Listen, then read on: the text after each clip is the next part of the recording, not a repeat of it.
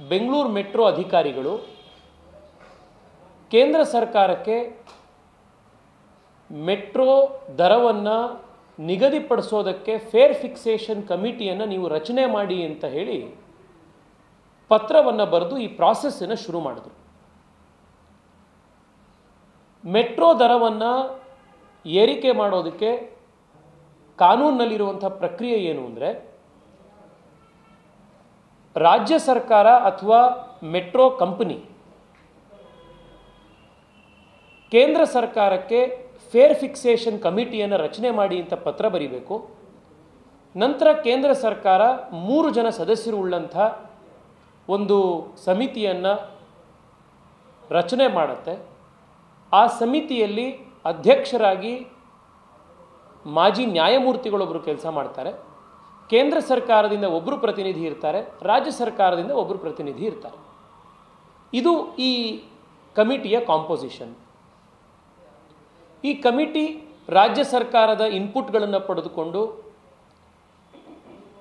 BMRCLನ MD ಮತ್ತು ಅವರ ತಂಡದ ಇನ್ಪುಟ್ಗಳನ್ನು ಪಡ್ಕೊಂಡು ಕೆಲವು ಅಧ್ಯಯನಗಳನ್ನು ನಡೆಸಿ ಬೆಂಗಳೂರು ಮೆಟ್ರೋಗೆ ಪರಿಷ್ಕೃತ ದರ ಪಟ್ಟಿಯನ್ನು ನಿಗದಿ ಮಾಡಿದ್ದಾರೆ. ಕಾನೂನಿನ ಪ್ರಕಾರ ಈ ಫೇರ್ ಫಿಕ್ಸೇಷನ್ ಕಮಿಟಿ ಮಾಡುವಂಥ ಸಲಹೆಗಳು ಕಂಪಲ್ಸರಿಯಾಗಿ ರಾಜ್ಯ ಆಗಲಿ ಕೇಂದ್ರ ಆಗಲಿ BMRCL ಆಗಲಿ ಇಂಪ್ಲಿಮೆಂಟ್ ಮಾಡಬೇಕು ಅನ್ನುವಂಥದ್ದು ಕಾನೂನಲ್ಲಿರುವಂಥ ಒಂದು ಕಂಪಲ್ಷನ್. ಇದ್ರ ಪ್ರಕಾರ ಇವಾಗ ಬೆಂಗಳೂರಿನ ಮೆಟ್ರೋದ ದರಗಳನ್ನು ಕೆಲವು ಭಾಗಗಳಲ್ಲಿ 50%, ಇನ್ನು ಕೆಲವು ಭಾಗದಲ್ಲಿ 100% ಏರಿಸಿರೋದು ಇವತ್ತು ನಮಗಾಗಿದೆ. ನಾನು ನಿನ್ನೆ ಕೂಡ ಲೋಕಸಭೆಯಲ್ಲಿ ಈ ವಿಚಾರವನ್ನು ಪ್ರಸ್ತಾಪ ಮಾಡಿ ಮಾತನಾಡಿದೆ. ಮೆಟ್ರೋ ಆಗಲಿ ಬಸ್ಗಳನ್ನಾಗಲಿ ಉಪಯೋಗಿಸುವಂಥವ್ರು ಮಧ್ಯಮ ವರ್ಗದ ಜನ, ಅದರಲ್ಲೂ ಬೆಂಗಳೂರಿನ ಟ್ರಾಫಿಕ್ನಿಂದ ಬಳಲಿ ಬೆಂಡಾಗಿ ಹೋಗಿರುವಂಥ ಬೆಂಗಳೂರಿನ ಮಿಡಲ್ ಕ್ಲಾಸ್ ಜನ ಟ್ರಾಫಿಕ್ನಿಂದ ಬಚಾವಾಗಬೇಕು ಅಂತಂದರೆ ಇರುವಂಥ ಏಕೈಕ ಮಾರ್ಗ ಅಂದರೆ ಮೆಟ್ರೋ ಅಂತ ಹೇಳಿ ಮೆಟ್ರೋಲ್ ಹೋಗ್ತಾರೆ. ನೀವು ದೇಶದಲ್ಲೇ ಅತಿ ಹೆಚ್ಚು ದರವನ್ನು ಫಿಕ್ಸ್ ಮಾಡಿ ಬೆಂಗಳೂರು ಮೆಟ್ರೋನ ನೀವು ಅಷ್ಟು ಪ್ರೈಸ್ ಮಾಡಿದ್ರೆ, ಅಷ್ಟು ದರ ಏರಿಕೆ ಮಾಡಿದ್ರೆ, ಒಂದು ದಿನಕ್ಕೆ ಹೋಗಿ ಬರಬೇಕು ಅಂತಂದರೆ, ಈಗ ವಿಜಯನಗರದಿಂದ ಬೆಳ್ಳಂದೂರಿಗೆ ಹೋಗಿ ವೈಟ್ಫೀಲ್ಡ್ಗೆ ಹೋಗಿ ವಾಪಸ್ ಬರಬೇಕು ಅಂತಂದರೆ 25 ಕಿಲೋಮೀಟರ್ ದಾಟ್ತು ಅಂತಂದರೆ 2 ವೇ ಅವರಿಗೆ ಸುಮಾರು 180 ರೂಪಾಯಿ ಅವರಿಗೆ ಖರ್ಚಾಗತ್ತೆ ಅಂತಂದರೆ, ಮೆಟ್ರೋದಲ್ಲಿ ಹೋಗೋದ್ರ ಬದಲು ಆ ವ್ಯಕ್ತಿ ಬೈಕಲ್ಲಿ ಹೋಗ್ತಾರೆ, 2 ವೀಲರಲ್ಲಿ ಹೋಗ್ತಾರೆ. ಸರ್ಕಾರದ ಒಂದು ಉದ್ದೇಶ ಜನಸಾಮಾನ್ಯರು ವೈಯಕ್ತಿಕ ವೆಹಿಕಲ್ಗಳನ್ನು ಬಳಸೋದು ಕಡಿಮೆ ಮಾಡಿ ಸಾರ್ವಜನಿಕ ಟ್ರಾನ್ಸ್ಪೋರ್ಟ್ನಲ್ಲಿ, ಪಬ್ಲಿಕ್ ಟ್ರಾನ್ಸ್ಪೋರ್ಟ್ನಲ್ಲಿ ಉಪಯೋಗ ಮಾಡುವಂಥದ್ದನ್ನು ಎನ್ಕರೇಜ್ ಮಾಡಬೇಕೇ ಹೊರತು ಪಬ್ಲಿಕ್ ಟ್ರಾನ್ಸ್ಪೋರ್ಟನ್ನು ದರ ಏರಿಕೆ ಮಾಡಿ ಪ್ರೈವೇಟ್ ಟ್ರಾನ್ಸ್ಪೋರ್ಟನ್ನು ತೊಗೊಂಡು ಹೋಗೋದೇ ಅದಕ್ಕಿಂತ ಸಲ್ಲಿಸುವಂಥ ಭಾವನೆ ಜನಕ್ಕೆ ಬರದಲ್ಲೇ ಇರೋ ರೀತಿ ನೋಡ್ಕೊಳ್ಬೇಕಾಗಿರೋ ಸರ್ಕಾರದ ಕರ್ತವ್ಯ. ಇವತ್ತು ಯಾರಿದನ್ನು ಮಾಡಿದ್ರು ಅನ್ನುವಂಥ ಚರ್ಚೆ ಬರ್ತಾ ಇದೆ. ರಾಜ್ಯ ಸರ್ಕಾರ, ಇದು ಕೇಂದ್ರ ಸರ್ಕಾರ ಮಾಡಿರೋದು. ನಿನ್ನೆ ಮಾನ್ಯ ಮುಖ್ಯಮಂತ್ರಿಗಳು ಕೂಡ ಟ್ವಿಟರ್ನಲ್ಲಿ, ಎಕ್ಸ್ ಖಾತೆಯಲ್ಲಿ ಕೇಂದ್ರ ಸರ್ಕಾರಕ್ಕೆ ಪ್ರಶ್ನೆಗಳನ್ನು ಕೇಳಿದ್ದಾರೆ. ರಾಜ್ಯ ಸರ್ಕಾರಕ್ಕೆ ಬೆಲೆ ನಿಗದಿಪಡಿಸುವಂಥ ಅಧಿಕಾರ ಇದ್ದಿದ್ದರೆ ನಾವು ಕೇಂದ್ರಕ್ಕೆ ಯಾಕೆ ಬರೀತಾ ಇದ್ವಿ ಅನ್ನುವಂಥ ಪ್ರಶ್ನೆ ಕೇಳಿದ್ದಾರೆ. ಆದರೆ ಅವರು ಜನಕ್ಕೆ ಇಲ್ಲಿ ಹೇಳ್ದಲೇ ಇರುವಂಥ ಸಂಗತಿ ಯಾವುದು ಅಂತಂದರೆ, ಈ ದರ ಪ್ರಕ್ರಿಯೆಯನ್ನು ನೀವು ಪರಿಷ್ಕರಿಸಿ ಅಂತ ಬರೆದಿದ್ದು ಇನಿಷಿಯೇಟ್ ಮಾಡುವಂಥ ಅಧಿಕಾರ ಇರುವಂಥದ್ದು ರಾಜ್ಯ ಸರ್ಕಾರಕ್ಕೆ. ಸುಮಾರು 2 ತಿಂಗಳ ಹಿಂದೆ ಕೇಂದ್ರ ಸರ್ಕಾರಕ್ಕೆ ಈ ದರ ಪರಿಷ್ಕರಣೆ ಮಾಡಿ ಅಂತ ಪತ್ರ ಬರೆದಿದ್ದೇನೆ ರಾಜ್ಯ ಸರ್ಕಾರದ ತಾಕೀತಿನ ಆಧಾರದ ಮೇಲೆ.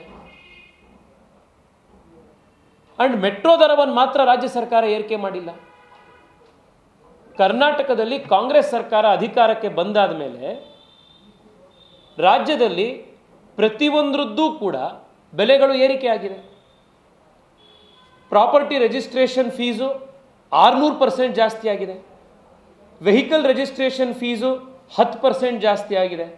ಪ್ರಾಪರ್ಟಿ ಗೈಡೆನ್ಸ್ ವ್ಯಾಲ್ಯೂ 30% ಜಾಸ್ತಿ ಆಗಿದೆ. 5% ಜಾಸ್ತಿ ಆಗಿದೆ.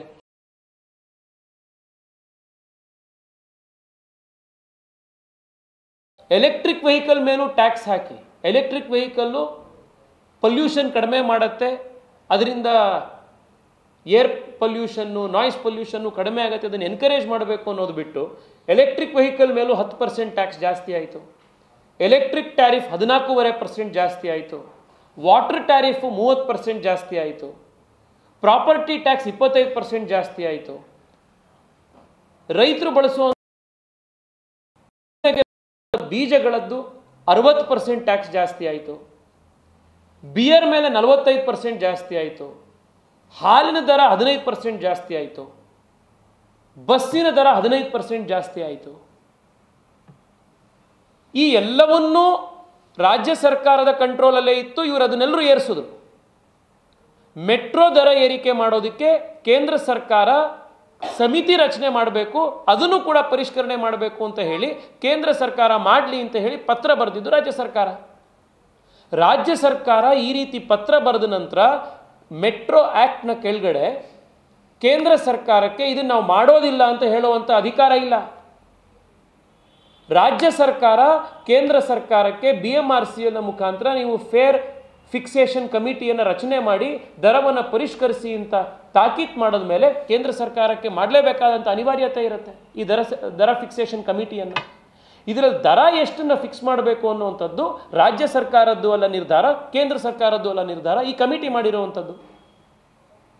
ಆದರೆ ಇವತ್ತು ನಾವು ರಾಜ್ಯ ಸರ್ಕಾರ ಮಾಡ್ತೋ ಕೇಂದ್ರ ಸರ್ಕಾರ ಮಾಡ್ತೋ ಅಂತ ನಾವು ಒಬ್ರಿಗೊಬ್ರಿಗೂ ರಾಜಕೀಯ ಆರೋಪ ಮಾಡ್ಕೊಳ್ತಾ ಕೂತಿದ್ದಂಥ ಸಂದರ್ಭದಲ್ಲಿ ಇದರ ಸಮಸ್ಯೆ ಆಗಿರುವಂಥದ್ದು ಯಾರಿಗೆ ಅಂದರೆ ರಾಜ್ಯದ ಜನಕ್ಕೆ, ಬೆಂಗಳೂರಿನ ಜನಕ್ಕೆ ಇದು ರಾಜ್ಯ ಸರ್ಕಾರ ಮಾಡ್ತೋ ಕೇಂದ್ರ ಸರ್ಕಾರ ಮಾಡ್ತೋ ಫೇರ್ ಫಿಕ್ಸೇಷನ್ ಕಮಿಟಿ ಮಾಡ್ತೋ ಇದು ಬೇಕಾಗಿಲ್ಲ. ಅವರಿಗೆ ಈ ಸಮಸ್ಯೆಗೆ ಸೊಲ್ಯೂಷನ್ ಬೇಕಾಗಿದೆ, ಸಮಸ್ಯೆ ಬಗೆಹರಿಬೇಕಾಗಿದೆ.